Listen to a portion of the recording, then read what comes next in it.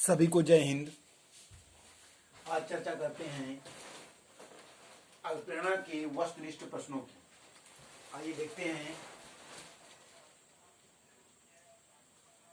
पहला प्रश्न है, आत्मीकरण के सिद्धांत के प्रतिपादक हैं।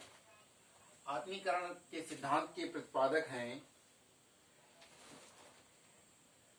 तो इसमें पहला ऑप्शन है मैकडूगल, वुडवर्थ, पीटी यंग और मास्लो।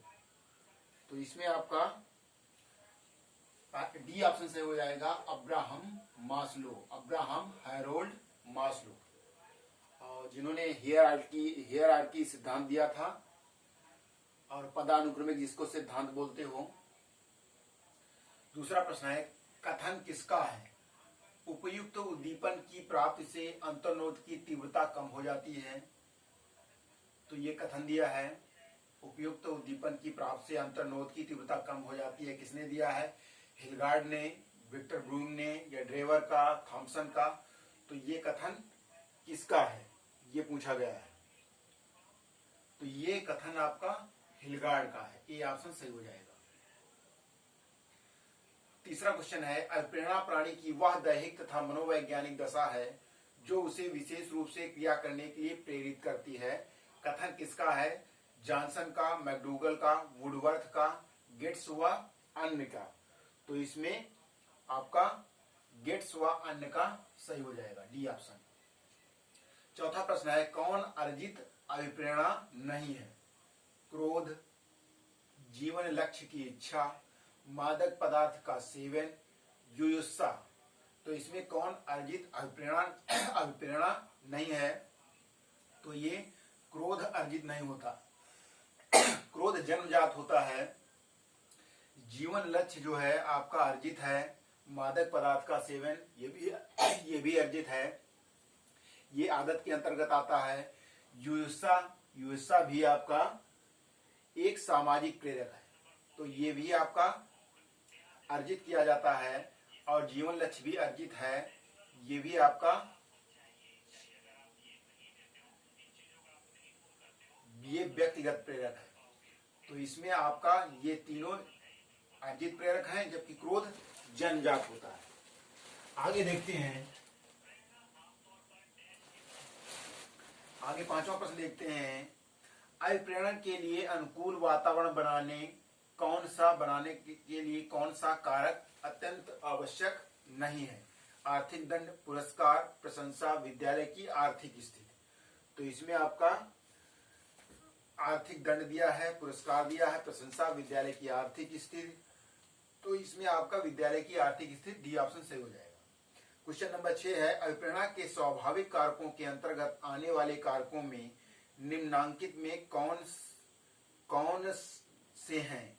तो इसमें आपका ये ऑप्शन दिया है, आत्मरक्षा की भावना, प्रेम की भावना, आनंद की भावना, उपरोक्त सभी।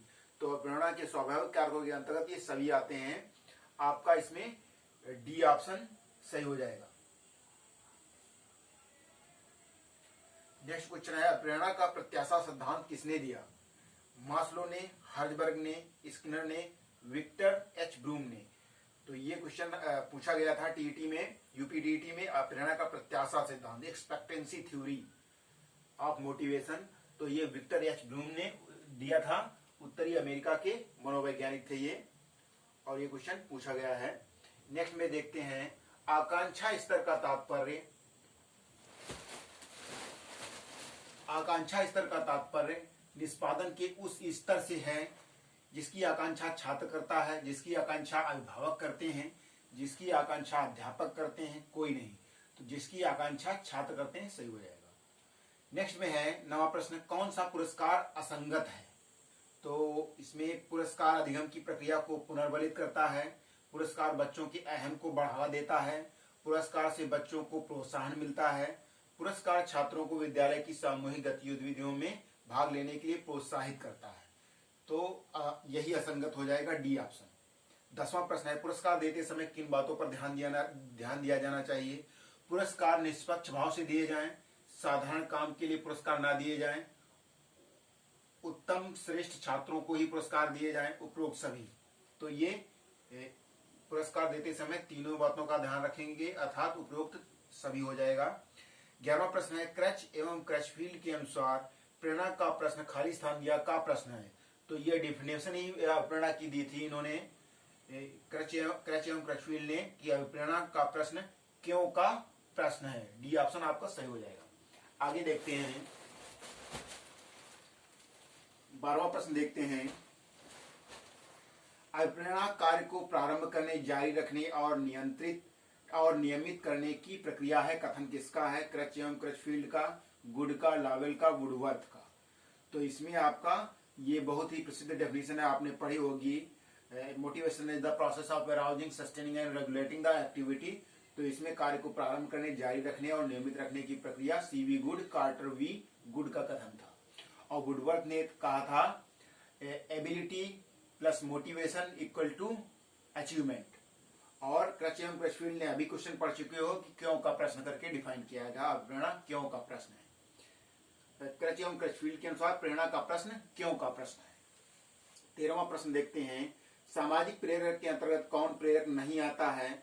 जीवन लक्ष्य, स्वग्रह, संग्रहशीलता, सामुदायिकता। तो इसमें आपका 13वां प्रश्न है, इसमें आपका जीवन लक्ष्य अंतर्गत, सामाजिक प्रेरक के अंतर्गत जीवन लक्ष्य नहीं होता है, ये व्यक्तिगत होता है। और इस स्वग्रह, संग्रहशीलता, सामुदायिकता सामाजिक प्रेरक होते हैं। 14वां प्रश्न है, भय, काम, क्रोध अभिप्रेरक हैं। तो भय, काम, क्रोध अभिप्रेरक हैं। अजीत, जन्मजात, सामाजिक कोई नहीं। तो भय, काम, क्रोध ये जन्मजात प्रेरक होते हैं।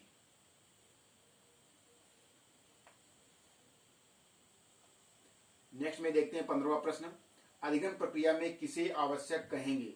अभिप्रेरणा, असफलता, अनुक्रिया, लक्ष्य प्राप्ति। तो अभिप्रेरण को, अधिगम प्रक्रिया में अभिप्रेरण को स्थान देंगे। जैसा वुडवर्थ ने कहा था, एबिलिटी, योग्यता, निष्पत्ति बराबर योग्यता धन अभिप्रेरण, ऐसे कह लीजिए।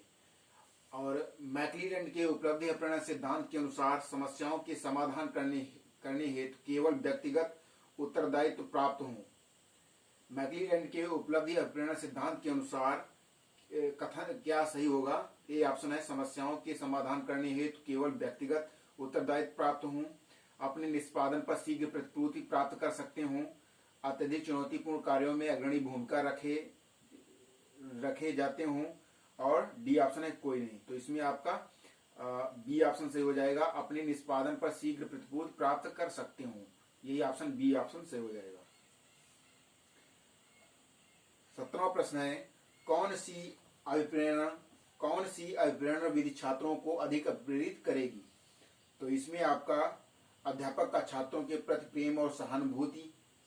दूसरा ऑप्शन बी ऑप्शन दिया, विद्यालय का आकर्षक भवन, विद्यालय का क्रीड़ा प्रांगण, विद्यालय का वाचनालय। कौन सी अभिप्रेरण विधि छात्रों को अधिक अभिप्रेरित करेगी? तो इसमें आपका अध्यापक का छात्रों के प्रति प्रेम और सहानुभूति जो होती है, यही ऑप्शन आपका सही रहेगा। ए ऑप्शन सही रहेगा। वीडियो देखने के लिए धन्यवाद। हमारा चैनल सब्सक्राइब करें।